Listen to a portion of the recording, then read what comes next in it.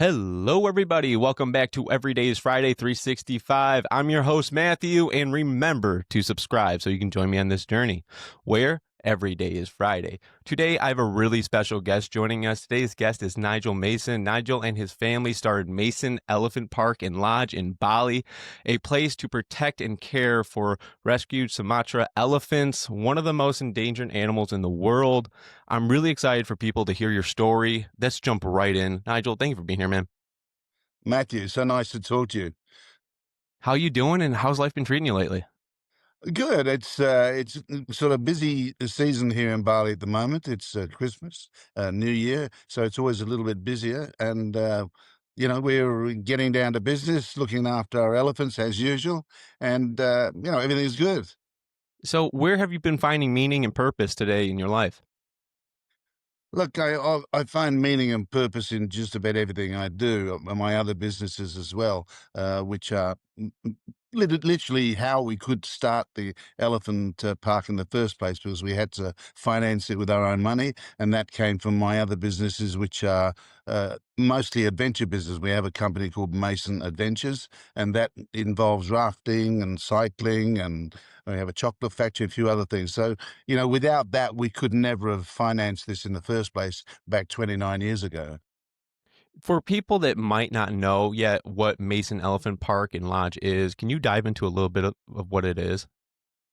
Okay, well, Mason Elephant Park was started way back in 1997, and it came about because my wife Yanni and I found out that there was an enormous problem in Indonesia with the survival of the Sumatran elephant, which in itself is a separate species from any other elephant. There are the African elephant and then the Asian elephant, and the Sumatran elephant is one of the three Asian elephants found throughout Asia.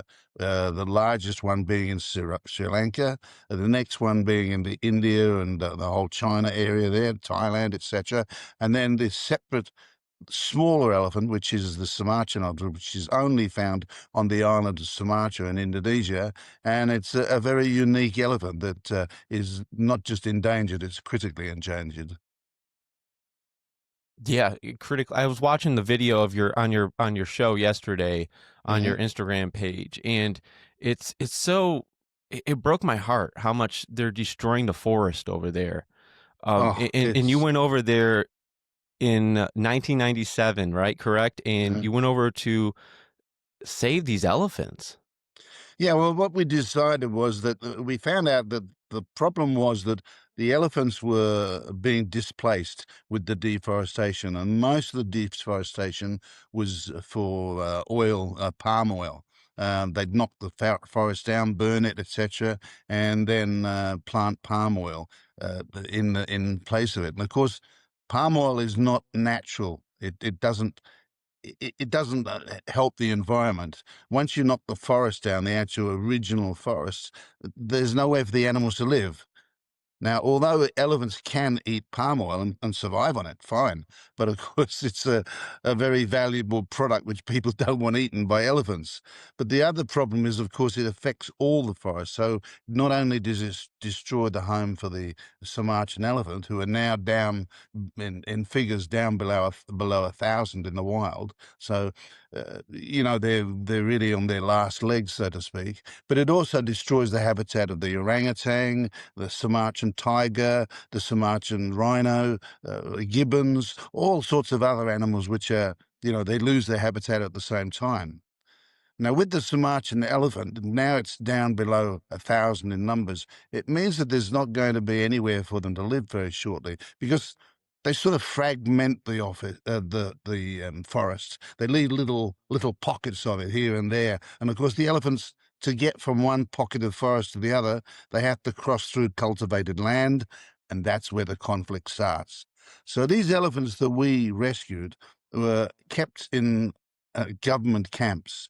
The government would catch the elephants because had become a problem and knocking down houses and villages in their desperation to get food, and also, of course, destroying the oil palm plantations. They'd capture them and put them into holding camps. They called them rescue camps, but the truth was, when we went to have a look at these camps, we found that the elephants were in diabolical conditions. They couldn't get enough food, the water sources were polluted, and the elephants were literally chained up 24 hours a day to stop them moving anywhere. When we talked to the vets and the mahouts being the elephant carer, um, we realized that these elephants were only living between 5 and 7 years in these camps. So it was like a death camp. It was like a concentration camp. There was no survival. They all died in these camps eventually.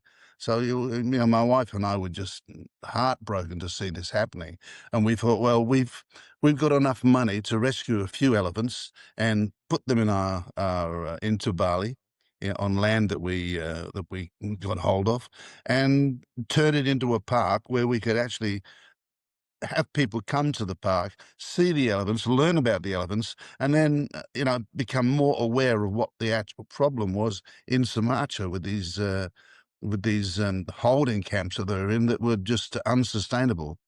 And that's how we started. That was 1997. We've now been open 29 years, and the park has evolved into something far different to what it was when we started.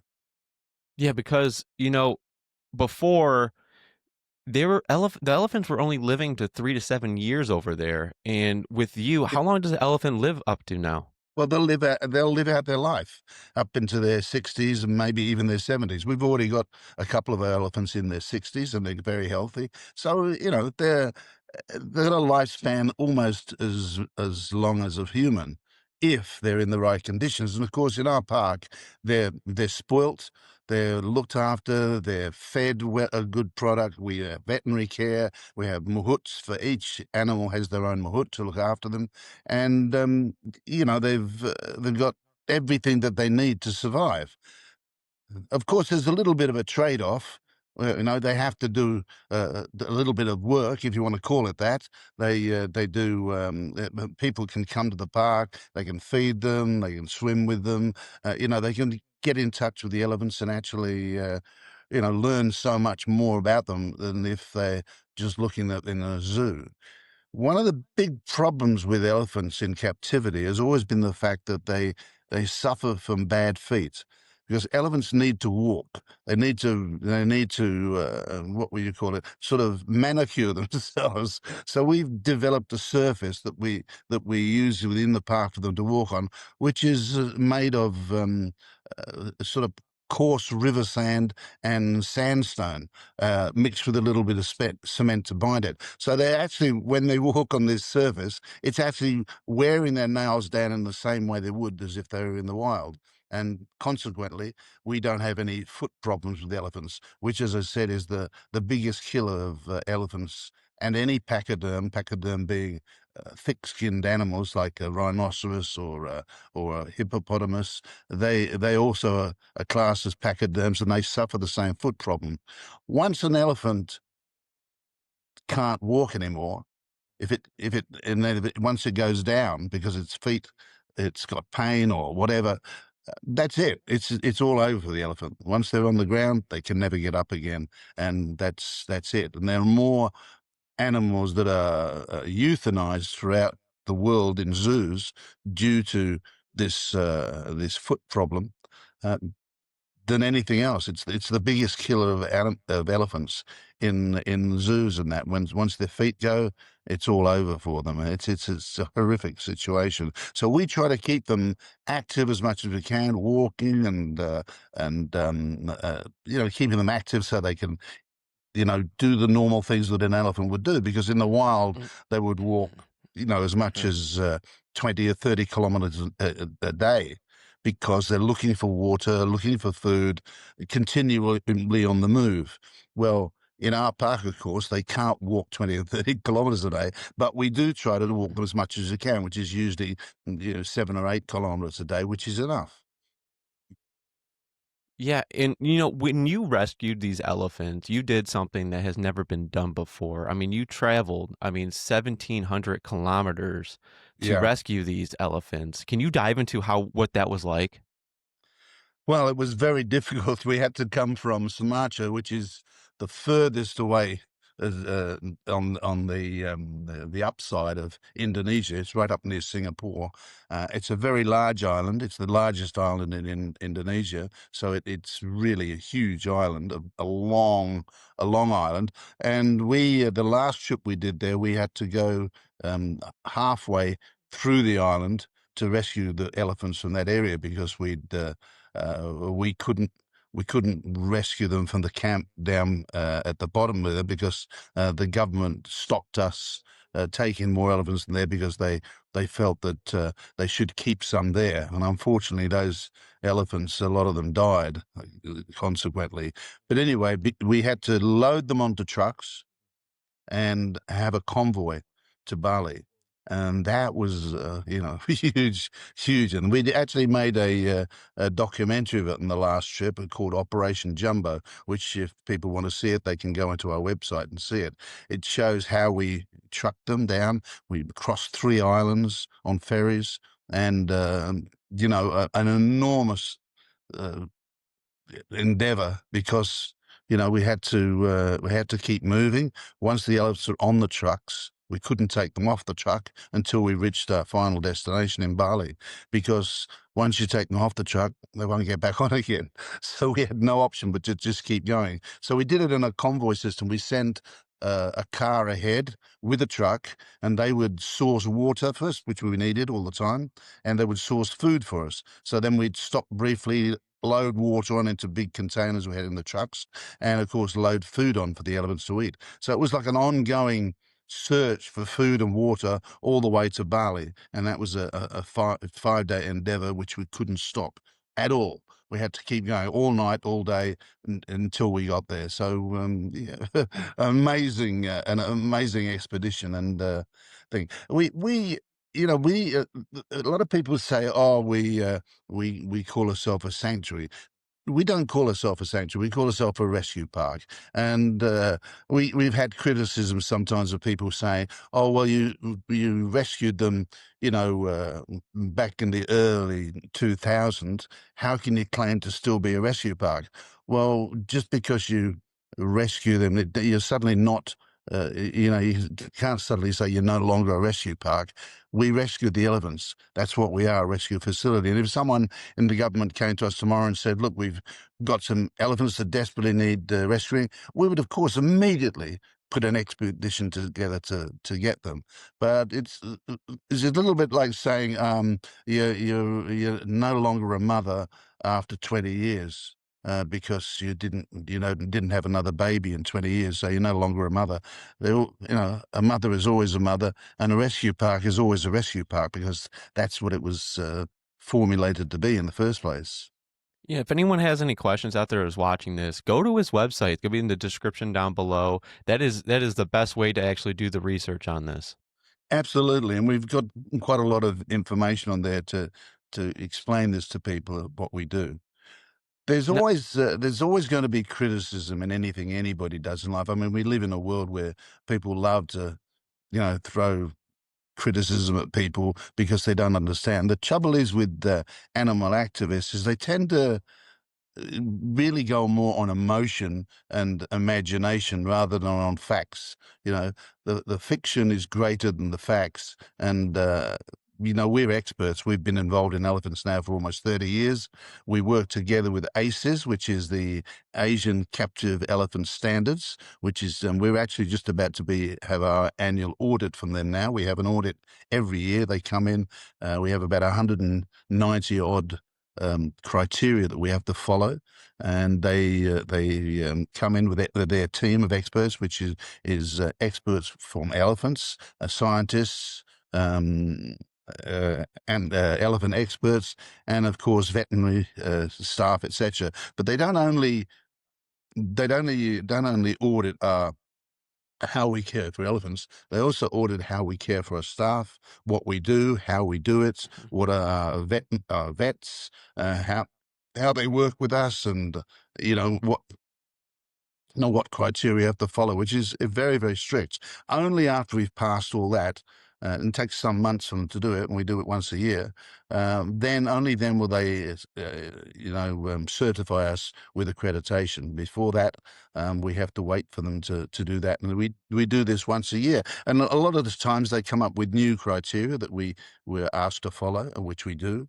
Over the years, we've changed quite a lot of things, improved the park, put in more facilities to make the elephants happier, and also to keep up with the standards that are required, because it's an ever-changing world, as you know, Matthew.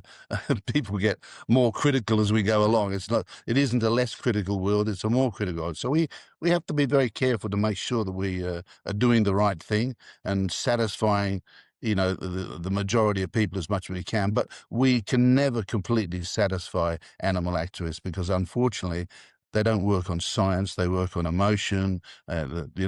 A lot of the things they put down is fabrication just to make a great story, because they have to generate funds. And how do you generate funds? You shock people. You make people unhappy. You put out a bad news story. Then people press the donate button, and the activists, they keep in business. That's the way it is. So we have to be well aware of that all the time, to try and make as many people as happy as we can. But I always say the same thing.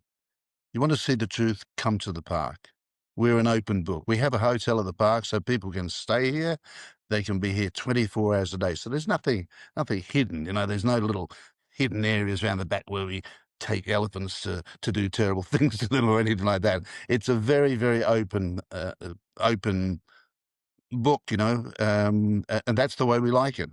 We want people to be able to see that. We want them to, but rather than, sit on a computer and make bad news stories up, come here, see it. Anybody is welcome to come here. And if they're an animal activist group, wow, just email me. You're welcome to come. My park's open for you to walk around and see everything. We don't hide anything. We're very open and transparent. I love that, because I was going to say that, because if you're questioning this, go there to Bali and actually do your own research. Yes, absolutely. And often the research that is put up isn't research at all. It's just stories that keep getting passed on year after year after year. And we can quickly prove that that's just not true here. I'm not saying that there aren't elephant places around the world, particularly in Thailand and places like that where they have a lot of elephant camps. I'm not saying they're all perfect.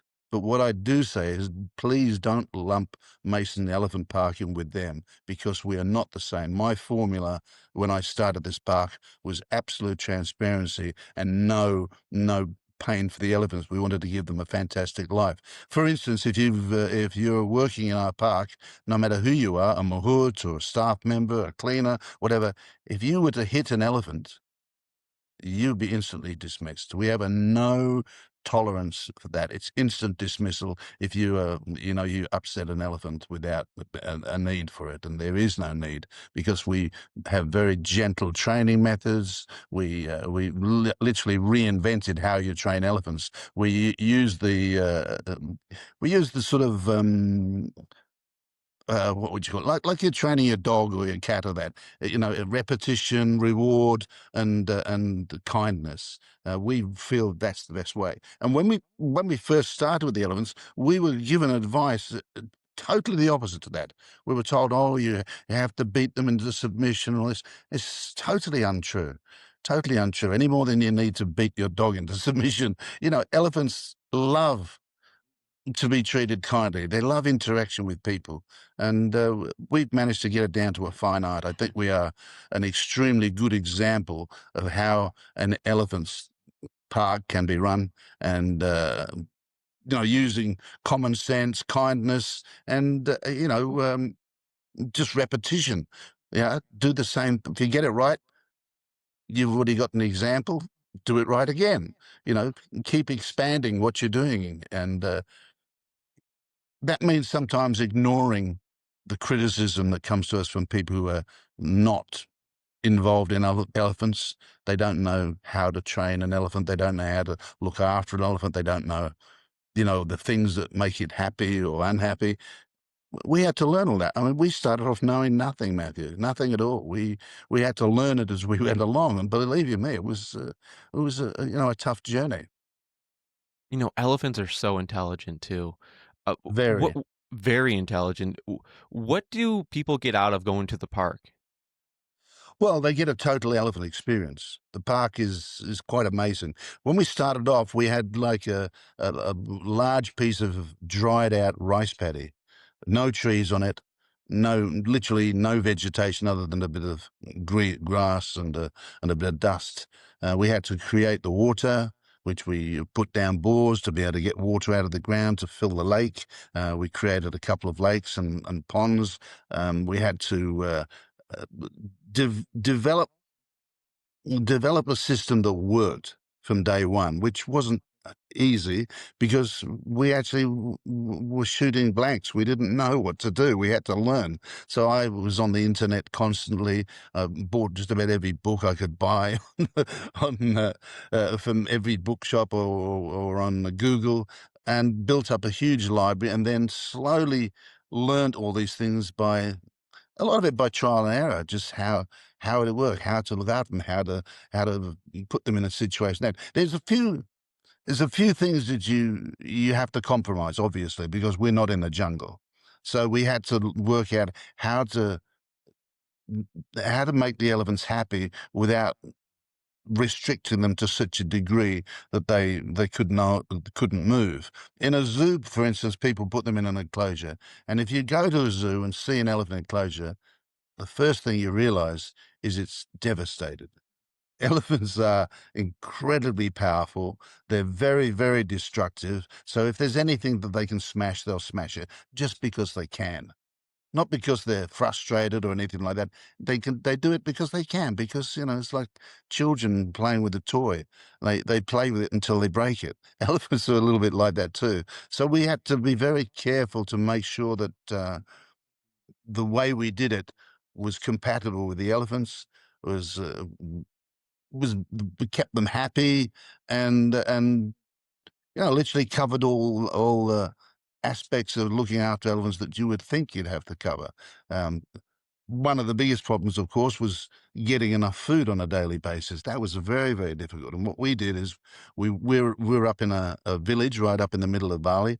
So we did a contract with the village people to get the food for us. So they benefited from the park as well. Of course, we've got about 300 people working at the park who are all from the village around there too. So the economy of the village improved dramatically over the next few years. As we created the park and improved the park, we then managed to get more and more people to come to the park to see the elephants, to experience the elephants, and learn about the elephants, which is what we really wanted to do. It was important for people to sort of understand that this was a Sumatran elephant, not an African elephant, very different, very totally different looking animal, and also a different personality.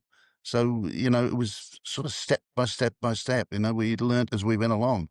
And I would say now we're probably almost the world's experts on Sumatran elephants. It's not that we're the only place for Sumatran elephants. There are Sumatran elephants in a couple of the zoos on the island, but they do it very different to us. It's a zoo condition. Ours isn't. Ours is done as a park. Over the last 29 years, we've planted many, many, many trees. I mean, not just little trees, but big trees, huge trees we've brought in by truck and planted, to the point now where it's very shady, which is what elephants need.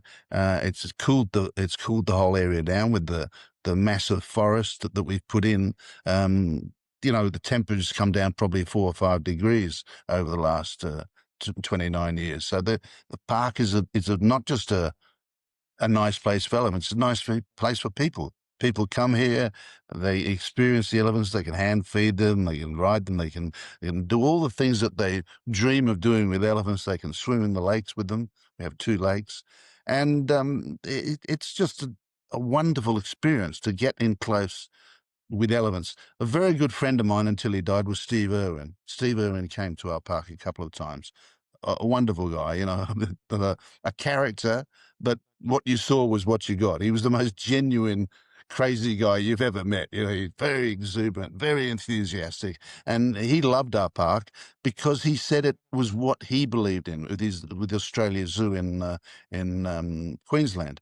He said, one-on-one. The only way to teach people about animals is to be one-on-one. People have got to actually be able to get close, touch them, experience them close up, not just looking at things from a distance, because it doesn't really make you feel close to them. So that's what we've done in the park. We've really made it a up-close experience for people, so they really feel that they've experienced the elephants. We also have an amazing museum here we built up over the years on the history of elephants and all the things that have gone by. Also, we have mammoth artifacts. A lot of it came from Alaska in America, and some of it's come from Siberia in Russia, because there's more ivory, mammoth ivory in the ground than there is on live elephants in the world. So they're still digging up mammoth ivory all the time. An amazing amount of it's still there. And I used to have a very good Alaskan friend of mine, a guy called Bill Sidmore, an amazing person. He used to go to Alaska every year. He lived here in Bali, but he went to Alaska every year and would search for ivory and bones and artifacts and things from the 15, 20,000 years ago. So a lot of that stuff we have in our museum. It's just fascinating stuff, plus a lot of other things that are historical as well, some incredible stuff. I've got stuff from the 8th century and from Cambodia, for instance. So very interesting. We also have an art gallery, which is all about elephant art. We've even managed many years ago to teach 6 of our elephants to paint. Um, nothing fantastic. It's very abstract, but they actually love doing it, because in the wild, an elephant will often pick up a stick and scratch patterns in the soil. It's quite a normal thing for them to do, or kick a coconut around like a football. Elephants like to entertain themselves sometimes by doing these things. So we've tried to sort of I suppose, cultivate that. Let them experience things like that, and they can kick things around, and they can paint from time to time, and their paintings are quite lovely. You know, they're really quite nice. They don't look. We don't get them to try and mimic what humans would do. We just let them do what they want to do, which is, of course, very abstract, very they unplanned. They just go for it, and it's amazing sometimes the patterns and things they come up with just from doing that, and they really enjoy it. But not all of them, and we only have about 6 elephants that like to do it. The others are just not interested. In fact, you give them a paintbrush in their mouth and they eat it. So when we were teaching them, we went through a lot of paintbrushes. But yeah, they're amazing animals. They're really fascinating. I love them. I mean, I have an amazing passion in it. And it sort of hurts when people throw criticism at you, which is just a lot of it imaginary and totally unfounded. And then, like, elephant riding. Oh, it's terrible. It tortures them. Their backs are injured. And that. It's absolutely not true. And we show that on our website, how putting a saddle on an elephant with a couple of people, it doesn't hurt them at all. And the elephants actually enjoy. They love to go out and ride in the jungle, because we have jungle attached to us. So they actually go out in the jungle on a half-hour walk and back in again. They really love it. They enjoy it. So when people say, "Oh, it shouldn't be ridden," it's been scientifically proved that it doesn't hurt them at all. And this is the science that's now available. Whereas 20 or 30 years ago there wasn't that science, but now they've actually proven that it doesn't harm elephants whatsoever. And of course, it helps us to maintain the elephants. It raises a little bit of income, which pays for their food and their maintenance, and the veterinary bills. Elephants are not cheap to keep. I can assure you, they're very, very expensive. And during COVID, we almost went completely bankrupt, because we had no guests coming to Bali for almost 3 years. So we had to close the park down, but not close it down, if you know what I mean. We had to keep staff on. We had to still wash the elephants, clean the elephants, exercise the elephants. All that had to keep going through the COVID years, and we had no option. Otherwise, the elephants would have died. And so we were in a no-win situation. If we didn't feed them, they'd die. And that wasn't why we opened the park. We opened the park so that they could live. So it was really heartbreaking to have to go through that struggle for almost 3 years until we could finally see people come back to Bali. We don't get government grants. We don't get donations from anybody. We survive on the day-to-day earnings of the park, with our shop, with our restaurant, with our entry fee, and things like that. That's how we survive. There's no business or government support. It just doesn't exist. Yeah, How much food does an elephant eat? about 250 kilos a day each. It's a lot of food. It's a bit hard to understand what 250 kilos are. I don't know. In America, you have pounds and that, so I'm not sure how that converts, so that you could work that out. But it's a lot of food. With our park, we have about 25 elephants, and we bring in 2 full tip trucks of food a day. And they eat a mixture of food. A lot of the food they eat is like elephant grass, which is a very, very tall grass that is grown here mainly for cows.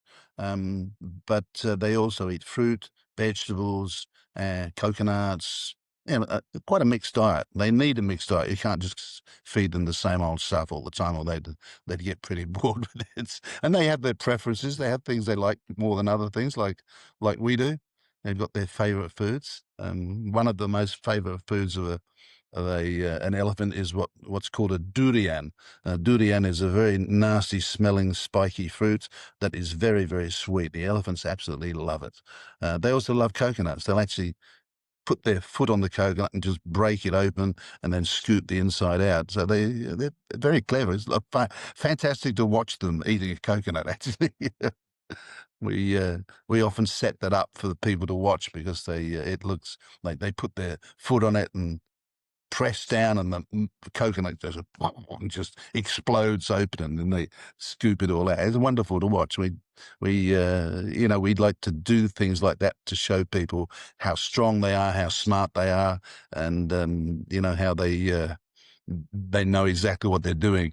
Like coconut leaf is one of their favorite foods, and they'll peel the leaf to get to the softer part inside, and they do it with amazing dexterity. What they can do with a chunk is incredible. The other thing I mentioned is we've had 6 babies born at the park over the last 25 years, and then the oldest ones now are 15 and 16 years old. They've survived beautifully. They've become wonderful elephants, and they're healthy, and they wouldn't have even been born if we hadn't brought their parents to Bali in the first place. So it's helped a little bit to sustain to sustain the animals, and make sure that there's you know breeding animals happening all the time. It's very difficult to breed them, though. They're not easy to breed. And we don't use any artificial insemination. We like to let the elephants do it naturally. So we have a special area where they can get together and do whatever they want to do. Let nature take its course. Yeah, I prefer that. I don't like to make fake things if I can. I'd rather that the elephants did what they would do naturally in the wild. But of course, we're not the wild. We're not the actual wild, so we have to make compromises to make it sort of work. And when you come to the park and see how we do it, and we have a theatre here where we put on movies and that to show what happens at the park, how we do it, why we do it, etc., etc., and tell the story of how the park evolved from day one. And so it's a real elephant experience when you come here. You learn a lot that you don't know, and a lot of the fallacies and the fantasies and the imagination of some of the animal activists is sort of blown apart because we show that most of that is not true. That we are not a group of people who are making their lives miserable. Exactly the reverse. Uh, we're making their lives wonderful. They live a lovely life. And I don't know if you know what a mahout is. A mahout is the carer of the elephant, and we allocate one mahout for every single elephant in the park. And that mahout that's their baby, and they they look on it as their second wife. They're very close relationship. It's wonderful to see. The elephants just love their mahouts. That's their best friend in the world, so to speak. When they come in the morning, it's their job to check the elephant out, make sure it's not sick, hasn't got a bad stomach or anything like that, which they often get bad stomachs. They're not the greatest. They haven't got the greatest digestive system in the world. It's sort of pretty much in one end and out the other. It doesn't digest very well. And so we have to make sure they're fit in the morning. And if an elephant is sick, we immediately call in one of our two vets who come in and give it what's needed. And, very important, we keep them as healthy as possible. It's our responsibility, and we take it very seriously. Oh, yes, you do. Because, I did a lot of research into this podcast. And, if you want to go to Bali and you want to stay at the lodge, you can feed the elephants. You can go on a walk with the elephants, and it's all good for the elephants, especially going on the walks for Mhm. them. It helps them digest their food. And, Very much. you get to go swimming with them as well, you're saying. And you get a little bit more knowledge on what the elephants are all about and how they actually live. Absolutely, and we get a lot of movie stars and VIPs who come here, and a few of them become good friends. Like I first met Jean-Claude Van Damme on my rafting company back in 1994, and he's been back to Bali many times, and he is a real animal lover. Absolutely loves it. Every time he comes here, he likes to get on the elephant bareback and just put his head on its skin and just listen to it. And I can feel it. He gets very excited about it. And lots of VIPs come here. We've had Julia Roberts here. Uh, um, um, Even crazy people like Kristen Bell. we had Christian Bale has been here, yeah, but Beckham. David Beckham. Look, you can go on our website and see it whole load. We had Gerard Butler here the other day for the fourth time. He went rafting with us on our rafting company. So we meet a lot of these people, and they love it. They love the park. And however, because of the negative stuff that's often put out by animal activists, I always advise them, don't put your photos with the elephants up online. Keep it as private, because you'll always get someone throw something. Oh, your business shouldn't go and support this. It's terrible to support it because the animals are tortured and they've been living a life of fear and dread.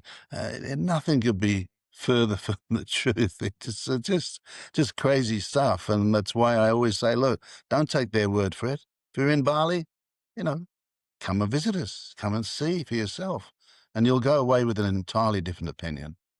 But if Now, you can if you want to believe bad, you can. Everybody can believe bad, and we live in a world of keyboard warriors who like to sit down and punch out all sorts of criticism to to make their themselves famous or whatever.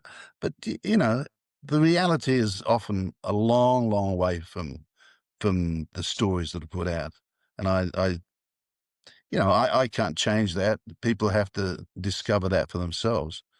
But rather than just take other people's word for it, come and look for yourself. Come and see. We're an open book. We love people to come and see the elephants. And of course, it helps sustain them, because we only survive by people coming to the park and paying their entry. That's how we live. If we don't have enough money, we pull the money out from our other businesses and put it into the park, which is what we've always done. That's what we did through COVID. We put all our spare money into that. We even sold some land we had to create more funds. In fact, one of the worst things that happened in COVID is one month we needed wages for 1 month, and I had to sell my beautiful Harley Davidson. that was 1 month's wages down the drain. It was the worst thing that happened in COVID to me, was to lose my beautiful Harley. But there we are. That's life. It's the way it goes. It was more important to keep the elephants alive than to go for a ride, as far as I was concerned at the time. You just have to, you just have to make compromises in life sometimes. Everything always comes back. You just have to be patient. I'm a very, very patient guy. I like to get onto projects that are hard, that stretch my imagination, that give me a challenge. I love challenges, and the elephant park most definitely has been the biggest challenge I've had in my life. It was not easy. It has been very difficult, but wow, it's such a pleasure to go there. When I go up, I'm at the park myself 4 or 5 times a week, and I always look forward to it. I just like to sit up. We've got a treetop restaurant on one of the walkways through the park, and I love to sit up there and have a cup of tea and a couple of scones and just watch the elephants going about their routine. It's great. It's really lovely, and people coming there do the same. They like to sit and watch them in the lake, swimming and playing, and it's a fun day. I'm the 99% of the people who come here love it, but there'll always be the detractors, the ones who don't like the thought of it because they think all animals should be in the wild. And I would be the first to agree. Definitely. Any wild animal should be in the wild, but unfortunately, the poor old Sumatran elephant hasn't got much wild left. It's been destroyed. The island of Sumatra is just devastated to what it was. There's a more devastation in Sumatra than there has been in the Amazon. Would you believe? It's incredible how much forest has gone. I've got videos, stuff from satellites of Sumatra, and just showing over the years how it's depleted, and it's incredible. It's like tuk, tuk, tuk, tuk, tuk, tuk, tuk, tuk, just disappearing year by year. Another patch here. It's really amazing how much forest they've destroyed in a matter of 20 or 30 years. It's incredible. So yeah, the poor old Sumatran elephant is just running out of space. It's really sad, but we're doing our bit. I mean, this was never done as a money-making concern. It was done as a passionate thing. I could afford to do it because my other companies were making money for me. I had the money to put in, and that's what we've done over the years, and it's the best money I've ever spent in my whole life. I don't regret a single dollar. It's You're doing great yeah. things, by the way. I really appreciate you doing this because, without you, I don't know where these elephants would be today. Well, you try to set an example for other people to follow too.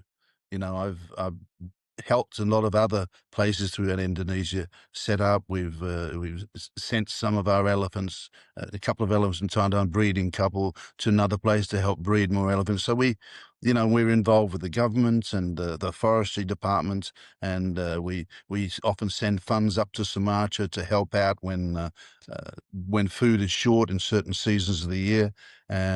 We support a lot of baby elephants that were captured in the forest when their mothers ran off, and they were isolated and were taken into these places. And we always offer that we're happy to take them down here to Bali, but the government recently is sort of trying to do their own thing up in Sumatra, and it's improved. It has improved. I think what we've done is set a great example for them, and we've worked together with the forestry department to try and not just help with funding, but also to help with advice, because what we've learned over the last 29 years about elephants is we're very happy to share that information and that experience with them to help them do a better job. And they're now doing a much better job than before. And I think that the tables have turned a little bit, that they're beginning to understand that these elephants are not just, beautiful animals, but they're part of Indonesia's culture. You don't want to lose them. They're part of part of what Indonesia is. The same with the orangutans and even the Sumatran tiger, which is now being bred in numbers again, which is fantastic. So we we love to see that, and we work together with some of the zoos, and we're giving advice, and we get a lot of experts from around the world, vets, and that come to us and spend some time at the park to learn about what we're doing and how we're doing it, and what knowledge we've gained from our experience. I think that's important. That sharing of knowledge is very important. When people just pull places like ours down just to be negative, or just to be critical, they're actually not helping the elephants. The elephants need help, and that's what we're doing. Yeah, of course, there's a playoff. There's a compromise has to be made, and we can't do things like it's in the wild jungle because we just don't have the space. So we have to make certain compromises to make sure that the elephants are protected. That they have a nice environment to live in. All those things that they need, apart from the fact that they needed saving in the first place. But that that compromise is necessary to make sure it works, because we haven't got we haven't got people rushing to us to donate money, because that's not what we're about. Animal activist places, they need a lot of money. They've got high wages, high expenses, traveling here, there, and everywhere, 5-star accommodation and first-class flights. This is very typical of animal activist organizations.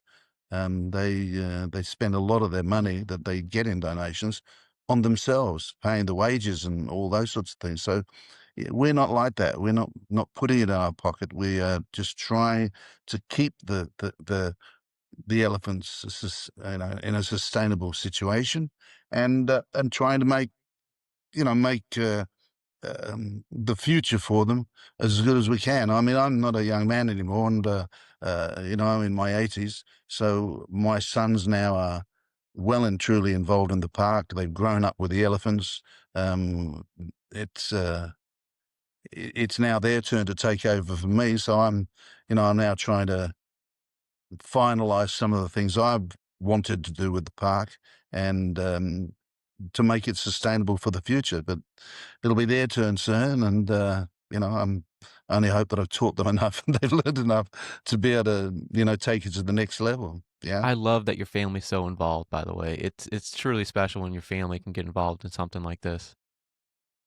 Yeah, well, the new generation is different. I mean, our kids, my kids are in their 30s, and they think very different to me in many ways. But luckily, they've managed to get across my core sort of ideas and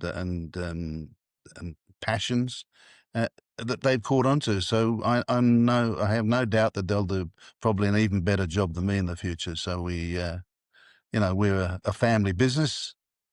We love what we do, and we all agree on what we're doing. So it is hard sometimes. Every now and again, a nasty story comes out about elephants in captivity, and our park gets targeted by somebody, and it hurts. It really does hurt, because we really believe in what we're doing, and we just want everything to be good, Matthew. We want, we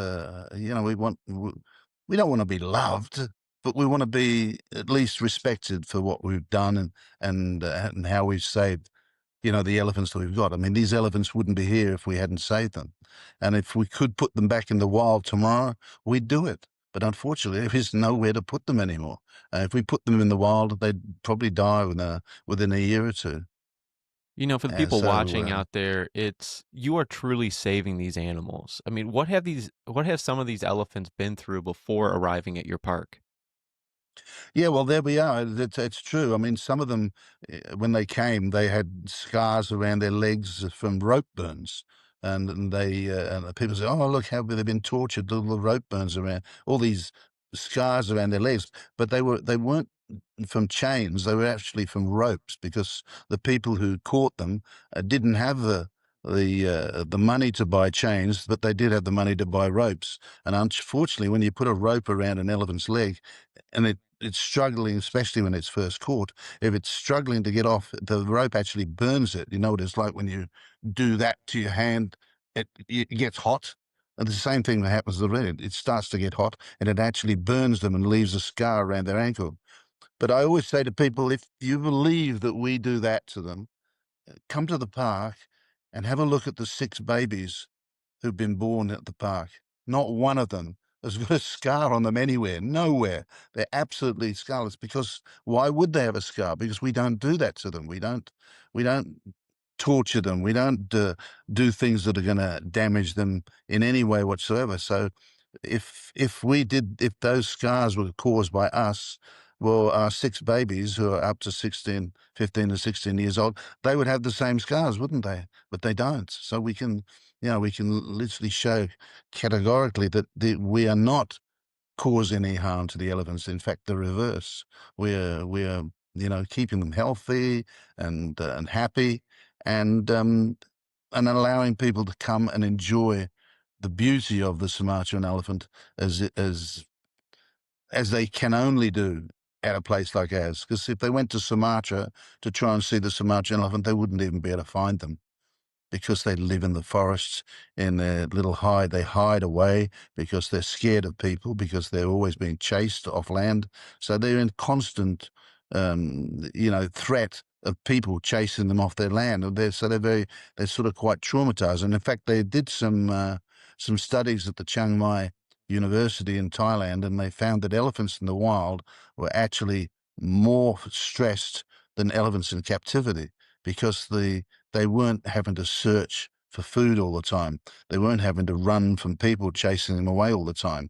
They're supplied everything. We give them their food, their water. They wash in our lakes. They bathe.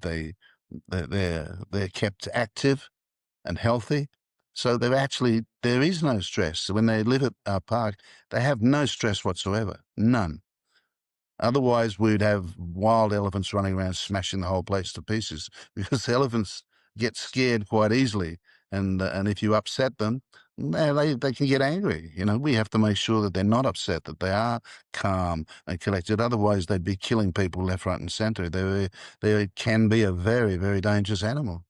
So it's important that we keep them in a non-stress environment where they don't feel threatened, and they're living a peaceful life, and they love reacting with people. They love it. They actually enjoy it. And when the people hand feed them, they get really excited, and it's great. I mean, I love watching the people come to the park for the first time. Especially little kids. I mean, elephants are huge. Imagine you're a little 2 or 3-year-old kid seeing an elephant for the first time. It must be incredibly intimidating. But they come here and they go away just so excited. I had a friend of mine up from Australia only 2 days ago, and he's got a little daughter. He's got married a few years ago, and he's got a little daughter, which I hadn't met his daughter before. And she was crying when she had to leave the elephant. I don't want to go. I want to stay here. They'd stay the night at the lodge, and she was, and I had to try and pacify her and say, it's okay. You come next time. Next time you'll be a bit bigger. The elephant won't be so big to you. You'll feel much better next time. I'm not scared of them. I love them. I love the elephants. She's really excited, sweet little girl, and really, really enjoyed her trip. And I think she learned so much, and just, she was so brave. She's right up to them, hand feeding them with no fear whatsoever. It's lovely to watch. I love to see that. I love to see the elephants, and especially the little kids, because they're just blown away by how big and how gentle they are. For the size of them, they're just gentle giants. They really are. And if they're happy, that's it. If they weren't happy, if we were bullying and torturing the elephants, they would be out of control. They'd be very dangerous. We couldn't afford to do that. It would be too dangerous. Yeah, we wouldn't be allowed to have people near the elephants. Now you can walk right up to the elephant and you can cuddle it. Some of them will actually wrap their trunk around people and hold them very gently, because they are really gentle giants. They're amazing. They're beautiful animals. I love seeing the baby elephants. They look so happy and healthy. Oh, we've as over the years, the babies had were fantastic. They're absolutely beautiful, and they're so funny because when they're first born, they can't stand up. You know, it takes them a while to get on their feet. But the funny thing to watch with the baby elephants is as they grow, is how they learn to use their trunk. It's like this thing that they can't control. It sort of flaps all over the place, and they hit themselves with it and knock things, and it's like an appendage. They've got to learn how to use, just like a hand with fingers. They've got, on the end of their trunk, they've got a little finger on the trunk and they can pick up things with it. And they have to learn how to use it. It's quite difficult for them. You'd think they're born with an automatic response to know how to work their trunk, but no, don't. Like children have to learn to speak. They have to learn to use their hands. They have to learn how to walk. Elephants are exactly the same. They have to learn to do all those things. It's so funny to watch. They really are almost, comical, and you know why kids fall in love with Walt Disney's Dumbo. It's the same with the baby elephants. You fall in love with them. Every time we've had a new one born, you fall in love with them all over again because they are so funny and so amazing to watch them learning all the things that their mother shows them how to do. It's incredible. Their You, relationship with their mother is fascinating to watch. Yeah. with all your years of experience working with elephants, how intelligent are elephants? They're very intelligent indeed, but not always in the way people think. They have their own intelligence. They're elephants, after all, not people. So when people sort of put human, attributes to elephants, that's not what you should do. You have to realize they are very different to us, and their intelligence is in a very, very different way to our intelligence. But that doesn't mean they haven't got intelligence. They have very intelligent. But sometimes I see things on a line like, "Oh, I saw the elephant and it was crying. You could see the sadness in its eyes." And then I see this always laugh to myself because, look, I've worked with elephants now for almost 30 years, and I can't tell anything from their eyes. There is no expression in their eyes. They don't have that. They're not human. They have a different way of thinking, and they don't cry. An elephant can't cry, but that doesn't mean its eye can't water. If they get dust in their eye waters the same as ours to remove the dust. So when you see what you think is an elephant crying, you're not seeing it cry. You're just seeing it cleaning its eyes, like we would if we got something in our eyes. We'd get water too to flush our eye out. Elephants are exactly the same. These imaginary emotions that people see in an elephant's body language is often completely silly. For instance, elephants often rock. Many of them rock. They do that little rocking thing or rocking like this. They do it all the time. It's very common with elephants. And usually they learn it from their mother or from other elephants. They watch them and they copy it, like we might tap our fingers or jiggle our knee. People have little habits like that. Elephants are no different. They're the same. They have little things. If they're bored for a few minutes, they might start swaying or playing with something with their trunk. They're very, very much like us. They just do little things that just can be interpreted either way. You can interpret it as an elephant being frustrated or angry or upset or whatever. You can interpret that way if you want, but you can also interpret it for what it is. It's just a habit that they do for some reason. We all do things out of habit, and how many people you see who play with their ears all the time. I know a friend of mine who is plays with his mouth all the time. You talk to him, he's always playing with the corner of his mouth.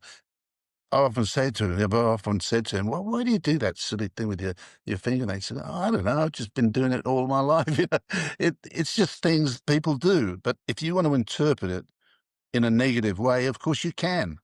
But the truth is far from from your imagination. What you imagine and what is a fact are often two totally different things. And I think so many animal activists interpret things the wrong way because they don't know. They're not experts. They often relate it to the way humans act, and you can't do that. They're not the same.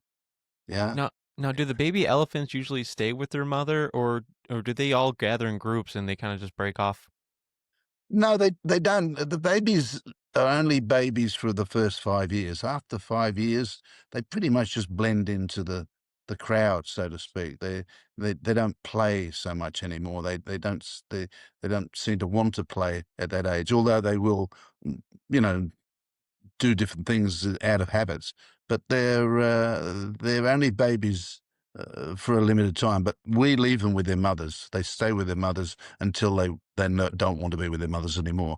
Eventually, the mother will reject them. It's like when they stop breastfeeding. They they don't usually do it of their own accord. Their mother does it. She'll just eventually just not stand still. And if she doesn't stand still, they can't feed. But she's all the time teaching them what they can eat. So when we give the food, she'll often feed the baby herself, give the food to the baby. So she's trying to wean it herself, like a human does. Women don't breastfeed their babies for the first 10 years.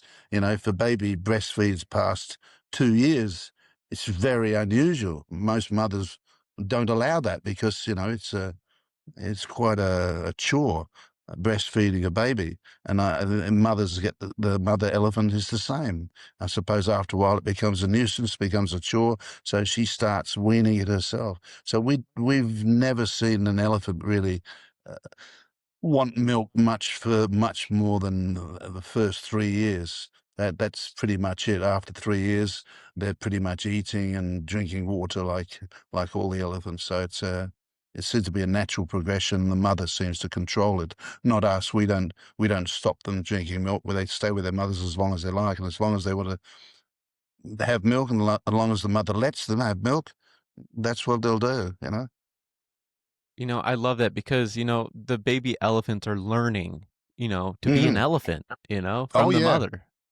yeah. They're learning all the time. That's what I say with their trunks.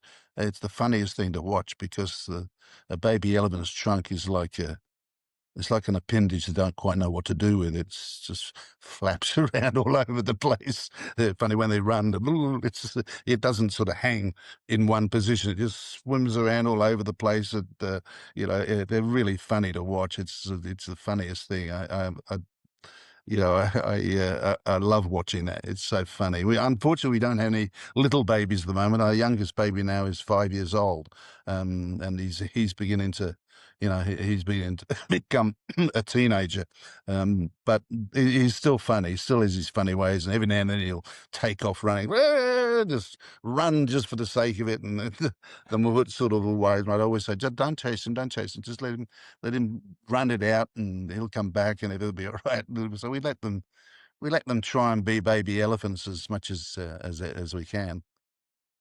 You know, with you saving these elephants, my heart was kind of broken when I saw. Can you talk about this a little bit? The poaching injuries. I saw one of them was missing a tusk. Can you dive into that a little bit? Yeah, that's Rama. Funnily enough, I wrote a children's book about Rama, called the Tale of the First White Elephant in Bali, which I wrote some years ago. Rama he lost his tusk when he was in Sumatra. What happened is the poachers came in and they tied his head to a tree and then sawed off his two tusks. One of the tusks they cut off too short, and it cut into the nerve because in the bottom of the tusk is solid, but the bottom, about that much of the bottom of the tusk, is nerves. And when you see an elephant's tusk inside it, it's like a hollow tube tapering into them. That's where the nerve is. They cut into the nerve, and it got infected.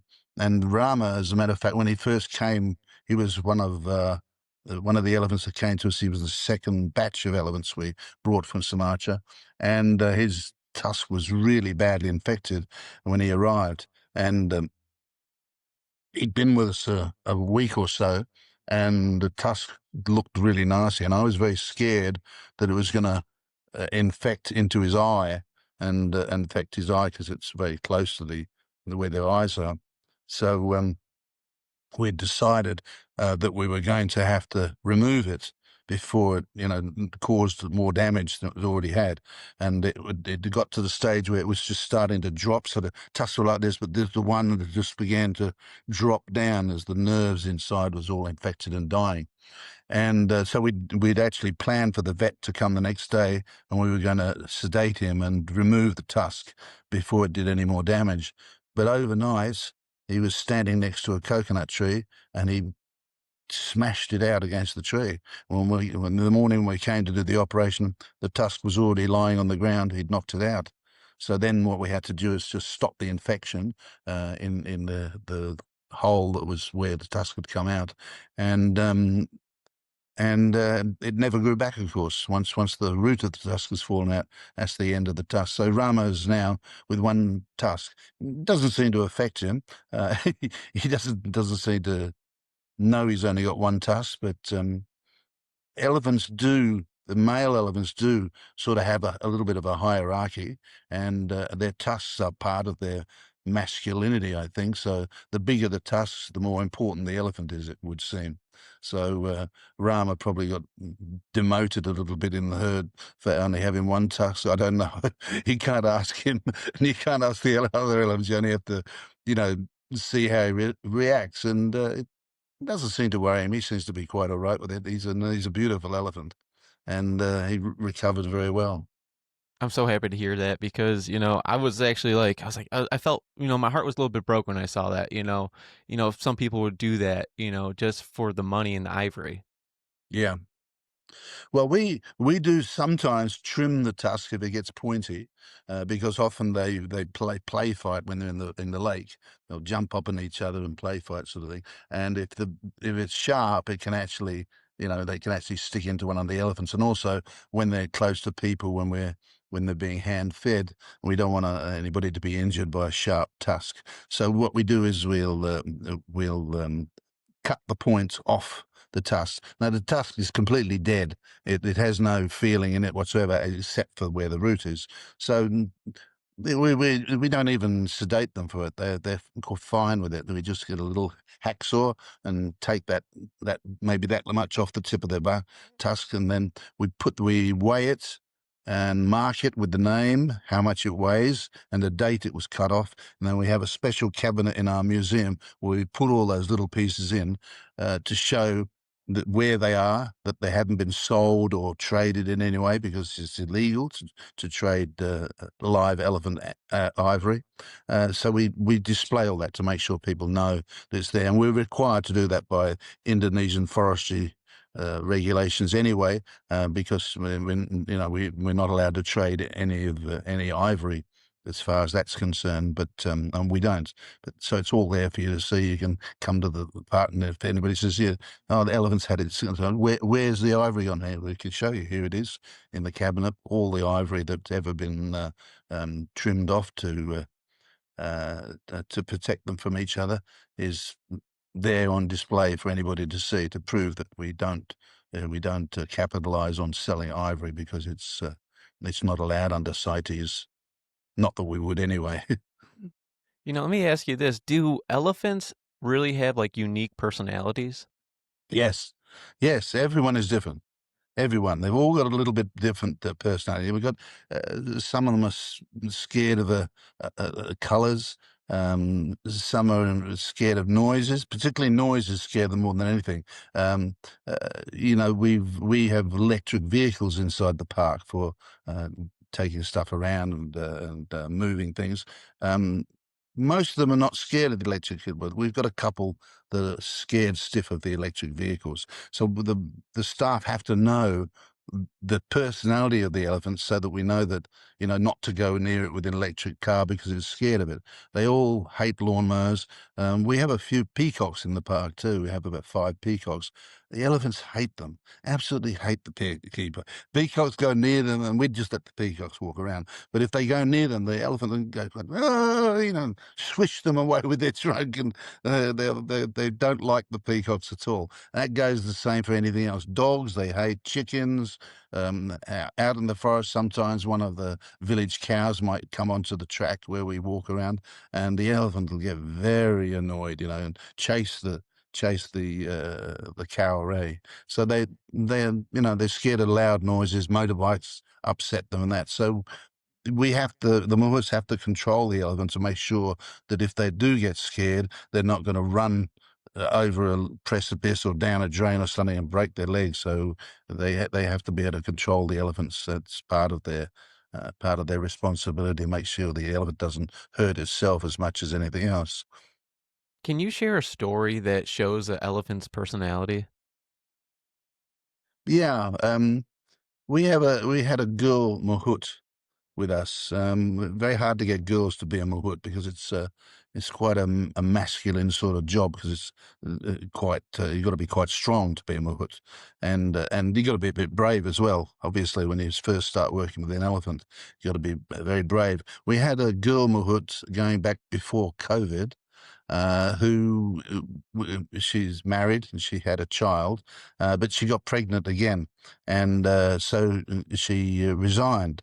Anyway, she resigned 5 years later. I asked her to come back afterwards, but her husband didn't want her to come back because he was a bit jealous of her being at work, and for some reason he didn't like it very much. So she didn't come back. 5 years later, she came back to me and said, "Nigel, can I have my job back?" And I said, "Yes, of course, absolutely. We miss you." So she'd had a big male elephant with big tusks, which is unusual because that's a harder elephant to control because the male are a little bit more dominant. Anyway, the manager of the park, who's a lady called Katut, I said to her, "Look, let's see how she is with her old elephant, because her old elephant had been given to another mahout. We trained another mahout in that, but he never sort of developed the relationship she had with it. So we went down and brought the elephant to her, and it just was like an old friend had returned. He got so excited and just immediately knew her and was happy for her to be back. It was the it wasn't just a return of someone they knew. It was a return of an old friend. The elephant just was so excited that she'd come back to the park, and that took to her instantly. And she's now been back about a year with us, and that's such a beautiful relationship they've got.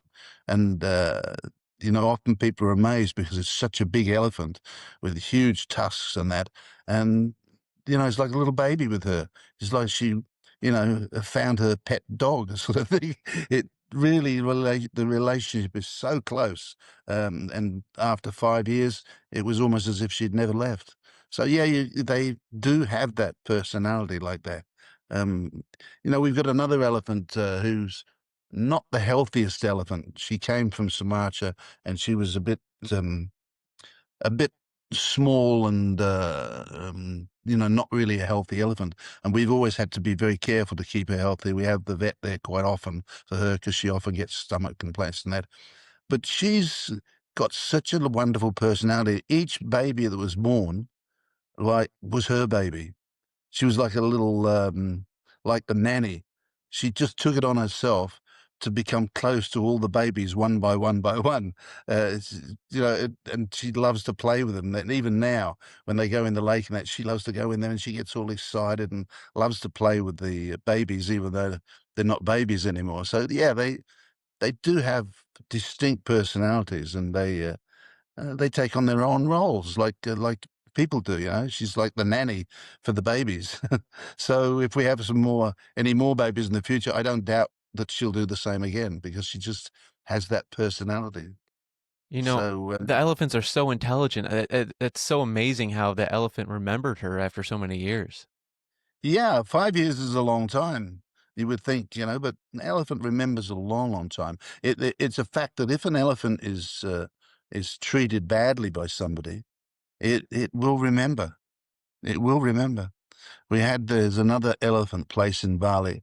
I won't mention the name of it, but they had a few elephants. They saw when we opened, they thought it was a good money-making thing. They made the mistake of thinking they're going to make money out of it.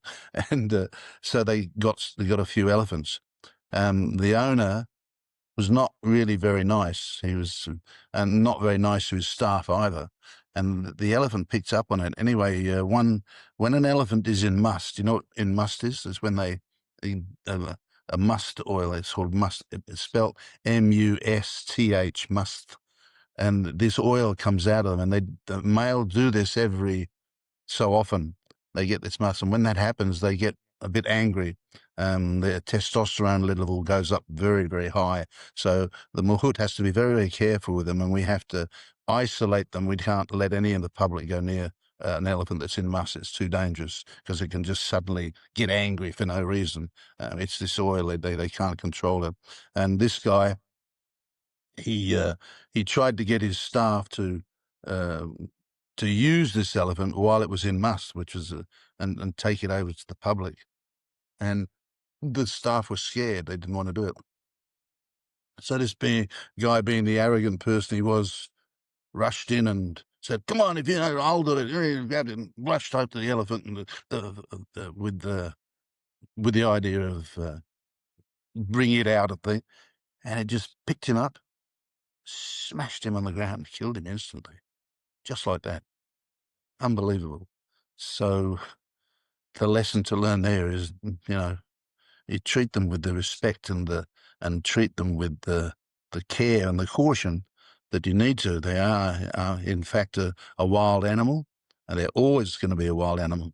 So you must always keep that in mind and be very, very careful, especially at a time when they're in must. You don't try and force them to do anything. Just let them it wears away after a week or so. You just let it wear away, isolate them from people, and you have to even isolate them from the elephants too, because they'll often get very aggressive or especially towards another male elephant, but also to a female elephant. They just it's like their brain goes crazy and they just don't know that they're angry, but they are for some reason. It's just how this particular thing that happens to them happens, and it's you've got to be very cautious.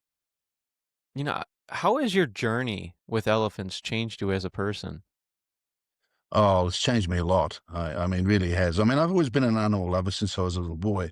I've always had animals, and in Indonesia, I've had the opportunity to have some very strange animals that I've rescued from the bird market or the animal market that I've felt sorry for. I've had a beautiful owl for about 20 years who used to live in my restaurant. I used to have a little restaurant, and it used to fly around the air. We never clipped its wings or anything. We just let it fly around the restaurant, and I'd feed it. It's one mouse a day. And people would come in the restaurant, they'd sit at a chair, and the owl would fly across and land on the back of their chair. And they'd be freaked out. In fact, we had times when Japanese people came in there, and they actually thought that it was an electronic owl. They didn't believe it was a real owl because it used to fly from chair to chair around the bar as if it was a toy, but in fact it was a live owl. And it lived with me, but it died of old age in the end. 20 years old, it finally got cataracts in its eyes, and it died, and it broke my heart. It was such a beautiful animal. But I've also had at one stage I had a pet gibbon, which I also rescued from the market. Quite the time. Then finally we managed to repatriate him to the jungle through the Forestry Commission. Now I've had lots of beautiful birds in my time. We've got at the park now. We've got 3 Aldabra tortoise, which are huge tortoise that live at the park too, and we've had them quite a few years, and people love them. They come to the park and they can see the tortoise too. So, and we've got, as I said, we've got our peacocks, and we also breed the very, very endangered Bali starling, which is a beautiful bird, a white bird with blue on its face, and they're critically endangered in Bali. There's only about 30 left in the wild. So we're breeding them quite successfully at the park. We built some enclosures for them, and so you can see those while you're at the park too. But they're very, very endangered bird. And we've been, as I said, we've been quite successful in breeding a few. Eventually, I'd like to let them loose in the park and let them fly around the park, but unfortunately, we don't have enough yet. When we've got a few more, then we're going to try to experiment and let them loose in the park. Hopefully, they'll stay. So yeah, we like to do things. It's nice to have animals, and I've throughout my life, I'm not a dog sort of person, but I do love cats. I've always had beautiful cats, and at one time in my life, I bred the beautiful um, Bengal. a Bengal cat. Which is, if you look up Bengal, beautiful cats. I had a lot. I've got a Bengal cat now too, but I don't breed them anymore. But they're a beautiful cat. So animals have been my life, and once I got involved with elephants, I found a whole new love, for this particular animal, which is really quite fascinating. And when people accuse me of torturing them, but in ways that are just not true, it hurts. It actually hurts, because the other thing could be further than the truth. I would never ever hurt an animal, and certainly would never hurt one of our elephants. I love the elephants. They're fantastic. Yeah, Yeah, you they're you are truly an animal lover. absolutely, but always have been since I was a little kid. That's just been in my nature. So, when you love something so much, it's like being accused of, hurting your own child. That's the way you feel. It feels the same way. It really hurts you, because that's just so far from the truth. But it's like people love to spread stories. They love to spread lies. You know, I think a lot of times people just don't understand. To be an animal activist and an animal lover are really quite different. Animal activists sort of jump on a bandwagon for various things. Not necessarily elephants, can be anything: dolphins, whales, cats, dogs, whatever. But when you're an animal lover, you can't imagine being cruel to an animal. You just couldn't imagine it. It's just not in your nature. You're doing great work over there. What worries you the most about the future of elephants? What worries me the most is that they'll be gone, particularly the Sumatran one, because I mean, less than 1,000 in the wild is critical. I mean, that's close to nothing. I mean, we've seen creatures over the years disappear from the planet altogether. Well, hopefully the Sumatran elephant won't be one of them. But if it's up to our family, they won't. We'll do whatever we can to keep our little herd together, to survive. Hopefully, to breed more babies, and you know, I think we've done a great job in educating a lot of people. A lot of people didn't even Indonesians didn't understand there was an Indonesian elephant. Surprising how many Indonesians we get who come to the park. They've never seen an elephant, never mind an Indonesian elephant. And they've quite, oh, really? They're in Indonesia? Oh, I didn't know that. They're actually surprised that the country has its own elephant. So I think educational wise, I think we do a pretty good job in there, and showing people that, this animal is here in Indonesia, and it's a unique subspecies of elephant that is only found here. And if it's gone, it'll be gone forever. That would be really sad. You Yeah. know, if someone out there listening and watching this right now wants to help the elephants, what should they do first? Look, it's hard to say. I don't like to be somebody who says, "Oh, send us money," or anything, because that's not what we do. We would rather you came here and put your money into the park for yourself, like to come in and have a swim or have a ride or eat in our restaurant or whatever. And we've got 3 beautiful restaurants here. As much as anything else, it's we do fantastic food, and our restaurant is famous for our wonderful buffet lunch and everything. So come to the park. Come here to Bali and do that. You donate to the park by visiting. That's all we ask. We're not asking you to send us checks or anything. Of course, we do have a donation part of the park. We do take donations if people want to do it, but we don't usually um, put it in as profit. What we do is we usually, that money we put into a project. So we might have something in mind that we want to do in the park and we haven't got enough money for. We'll put that money together to do that. We built the 5 or 6 years ago, we built a beautiful treetop walkway right across the park, which was quite difficult to do because we had to find a special, very rare ironwood to build it out of, that could only come from the island of Kalimantan. So we had to source enough to do it, and it was quite expensive. So that was built with money that we had. We got a little bit of donation through COVID, and we did a GoFundMe. It didn't make very much money. It only made a small amount of money, but that money we put into building that walkway to try and give people more of a visual look at the park from up at treetop height, and that was money well spent. That's the kind of thing we would do if we did get donations. But apart from that, you know, just come and visit. That's all. Dispel the myths that are created by people who don't know what they're talking about. Come and find out for yourself. I'm very happy if I'm at the park to personally, walk you around and show you everything and tell you about everything. We can show you everything from A to Z. Yeah, as I said, there are no hidden areas. We don't hide things away. Every single inch of the park is accessible if you want to see it. That's for sure. Obviously, there are areas we don't normally take our guests, where food is done, and the cleaning areas where we put the refuse and stuff like that. But if you want to see that, it's there to see, and you'd be welcome to go and see it. No problem.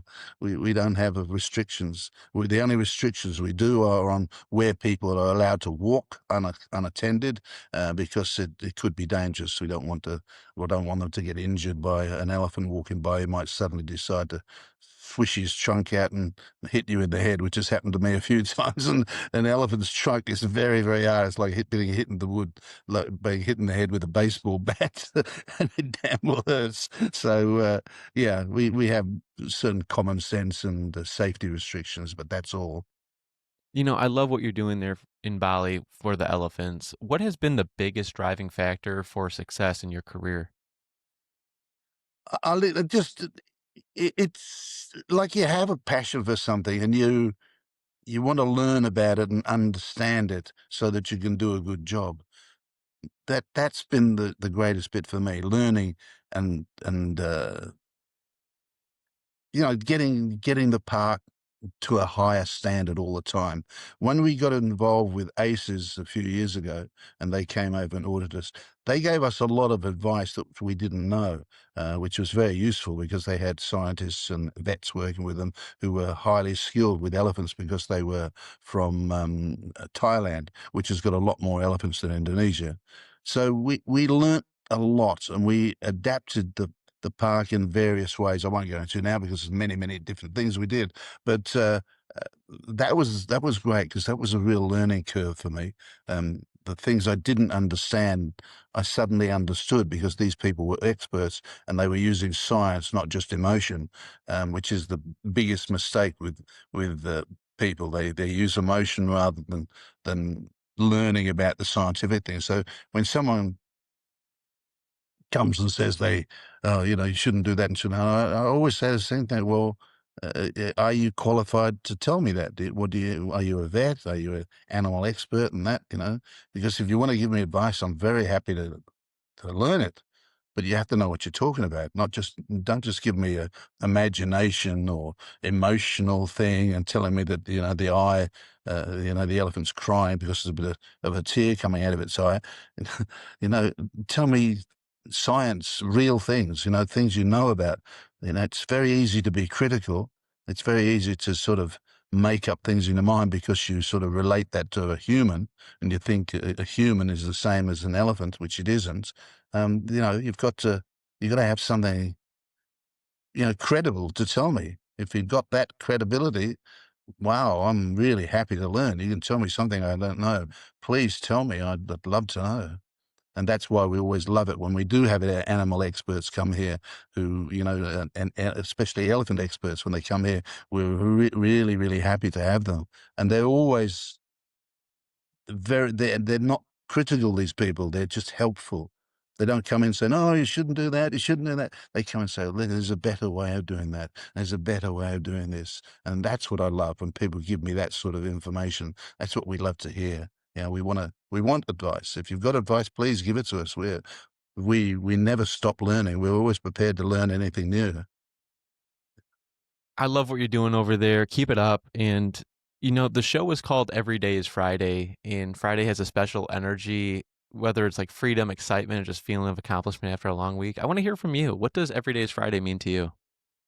Look, Friday's at the end of the week physically, but I don't feel like that. To me, every day of the week is just as important. Uh, I always try to spend Sunday with my family if I can. It's getting harder to do as my boys are growing up. They're now in their 30s and mid 30s, and they got their girlfriends and their friends and all that. So it becomes harder to get the family together on those days. But I always remember when I was a young boy, every Sunday we always had the family dinner. My mother and my father and my brother and sister, we'd all have to get together on Sunday. That Sunday dinner was really, really important. So to me, I like to get at least one day of the week when we all get together and sit down and can talk and be a family. That's great. But you know, Friday to me is just the end of the work week. It's not the end of the week. So I look on it as the same as any other day. Sometimes you get a relief if you've had a hard week or whatever. Um, Sometimes you get to Friday and you go, phew, that's nice. It's Friday, tomorrow's going to be Saturday and I'm going to be able to do whatever. But it's not super important for me. It's just to me another day of the week, because nothing really changes. I go to work on Friday, and very often go to work on Saturday, and we run a fairly multifaceted company with all the things that we do. So I never think of it as a work week. I always think that every day is another day, and just as important as the day before, and tomorrow's just as important as today. It's just a matter of what you do with your time. And I'm a bit of a workaholic. I love to work. I don't have any. I'm at 82, but I don't feel that my working life is over. I still love it. I would never retire. I'll retire when I die because I love what I do. So to me, Monday, Tuesday, Wednesday, Thursday, Friday, all great days, Every day that's is it. Friday at that point. And, So, especially yeah, when you in a have way. elephants. Yeah, exactly. Yeah, and I mean, the park is quite a long way from my house, so I have to the drive for 1.5 to 2 hours up there every day. So, it's a bit of a commitment. I have to put a lot of time into travel, but it doesn't worry me because I know when I get there, I'm going to really enjoy being there. And I love to just walk around the park and just see the people enjoying the elephants, talking to people, you know, giving them information if they want it, and just watching people enjoy it. I love to watch the young kids when they get on the elephant's back and go into the lake. Because we allow children to do that, not 2-year-olds, of course, but certainly 5 or 6-year-old can go on because the mahout's there holding on to them and they're quite safe and looked after. I love watching that. I love to watch their faces. They they get so excited, being up on that huge animal in the water. It's just amazing because the elephant will often suck up water and spray it up into the air and be a great splash in the air water. The kids they just love it. They get so into it, so excited. I mean, I couldn't deprive that from them. I love people coming to the park and enjoying the elephants, and it sort of saddens me a bit when people, get criticised for going to the park and having a photo taken with the elephant as if they've committed some sort of a crime. No, no, they're absolutely the opposite. And Steve Irwin always was the same as me. He really enjoyed watching people come to his Australia Zoo. and that was his love. He really loved that, and we talked about it at length. And he said, that's the joy he got.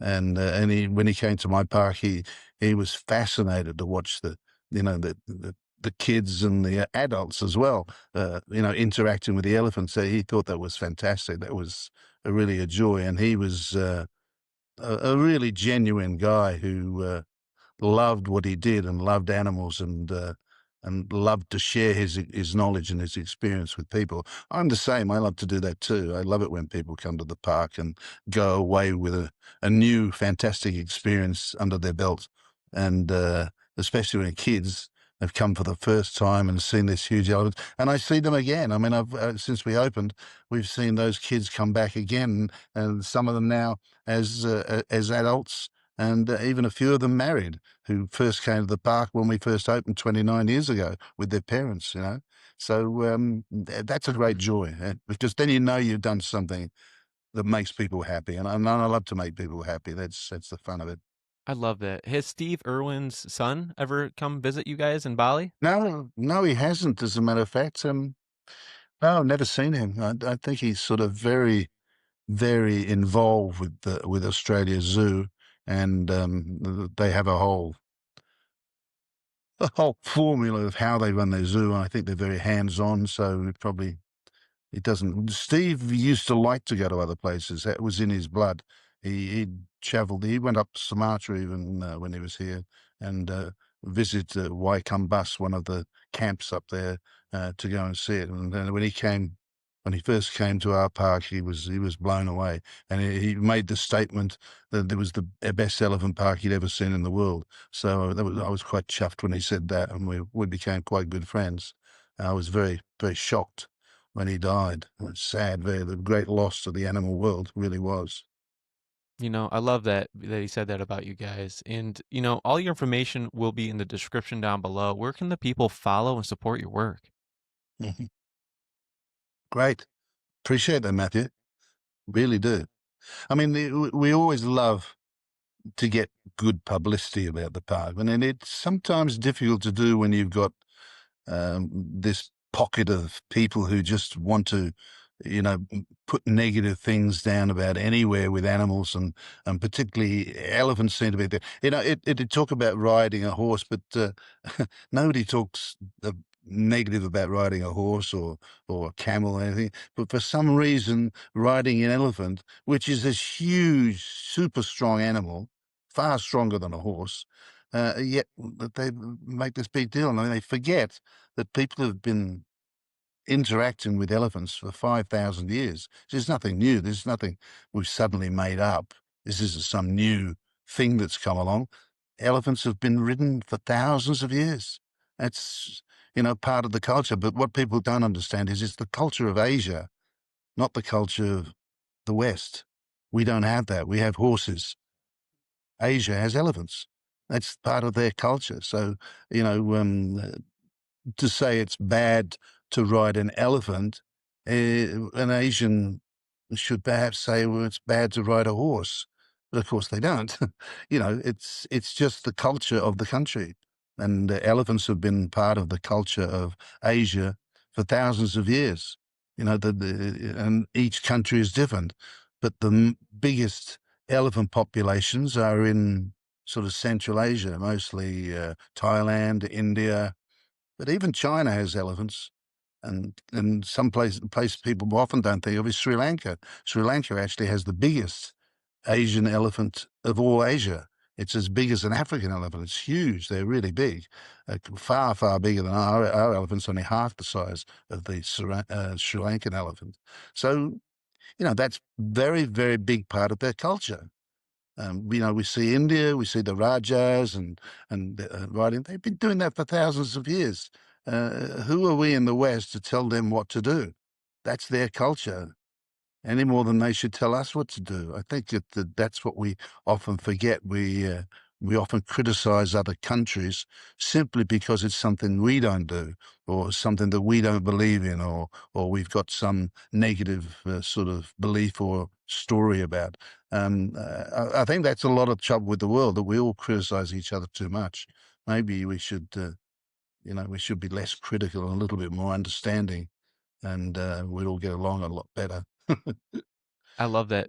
Just like I said, all your information will be in the description down below. I appreciate you being here. Thank you for sharing your stories and experiences. Matthew, thank you for inviting me. I thoroughly enjoyed it. It's been wonderful. I'm always happy to give out any knowledge I can. You know what it's like. You've got these things in your mind, these things, this knowledge you have, and you want to share it. You want to tell people about it, and it's often nice that I can put our side of the story across, because so much of the stories that go out are stories that are completely uninformed and often just quite imaginary. But people believe it. You tell people a story enough times and they'll believe it. And over the years, we've seen this anti-elephant thing grow all the time. There's always every year a little bit more, another negative story, another negative story. And, we don't get the chance to tell our positive story, which we love, that opportunity to do that. So Matthew, thank you so much for giving me that opportunity to tell you that out. But I always like to say, don't take my word for it. If you're coming to Bali, come and visit, experience it for yourself, and you'll then go away with a whole different feeling. We've had so many people come here with negative stories in their mind, and we love to send them away with a new understanding and a new love of elephants, because that's what we're here for. I love that. Now it's on my bucket list to come visit you guys down there in Bali because, Yeah, absolutely. Be I, my I, guest. I would love to do that and, see the elephants, in person. It's something that, Yeah, I'm looking forward for the people watching at home to see and, do their own research into these elephants. yeah, absolutely. Don't take other people's word for it. Experience it for yourself. That's I right. will guarantee you won't be disappointed. I love that. I love it. Like I said, thank you so much for being on the show today. Thank you so much, and look forward to seeing you here one day. What part of the States are you in, Matthew? I'm from Michigan. Oh, Michigan. Okay, cool. I don't know So, much about Michigan, and I've never been to America. I've always been too busy here. I've lived in Bali for 45 years. My wife is Balinese, and our children are Indonesian citizens, and they speak fluent Indonesian as well. So we're a real mixed family, half Balinese and half English. I was actually born in England originally. I immigrated to Australia by myself when I was 15 and lived there for 20 odd years before I came to Bali. And I've lived here now 45 years. yeah, what made you move to Bali? Just curiosity. I'd never been there, and I had a couple of friends who were coming over, and they invited me to go along with them and actually arranged the ticket for me. So I was their guest, so to speak, and I just fell in love with the island. Absolutely. The culture here, the Hindu culture of Bali is fascinating. And they were lovely, peaceful people. Bali is the Hindu island in Indonesia. And they're a peaceful people. They have a lovely personality. They're happy. They're always smiling. It's a very, very happy place, Bali. And the culture is fascinating. So I just fell in love with the island. And a couple of years later, I met my Balinese wife, and we went out for a couple of years, and then we got married, and started a little restaurant together. And before you knew it, we were a family, and I couldn't go back. I traveled backwards and forwards to Australia a little bit in the first few years. And when my boys were old enough, I sent them off to Geelong Grammar, which is the high school that King Charles went to in Australia. So they spent 4 years in Geelong Grammar for their higher education. Then they did a couple of years of university, and then they, of their own accord, came back to live in Bali and joined the family. I mean, I always said to them, look, there's no obligation for you to work in the family business, but if you do, I would love it. But you can go away and I have no objections to being anything you want. You can be a ballerina if you want. You can be a play soccer. You can, work in a factory floor in a supermarket. Whatever turns you on, it's your life, not mine. I'm not controlling you. But if you want to come back and work in the family business, just make sure you do it for the right reason, because you want to, because you're dedicated. Don't come back just to because it's an easy way out. You've got to really, you've got to become part of the business and take the family business to the next level. Once I'm gone, don't just come for an easy ride. You know what I mean? Yeah, I know And exactly what you mean. they've been great. They've been fantastic. Yeah, I'm really looking wonderful. forward to seeing you in Bali and seeing the elephants and everything else. You're doing a great work over there. I appreciate you being on the podcast again. And to everyone listening out there, stay tuned for more amazing stories on Every Day is Friday 365. If you enjoyed this, make sure you follow, share, and keep that Every Day is Friday mindset going. Stay inspired and make every day feel like Friday. Till next time, everybody.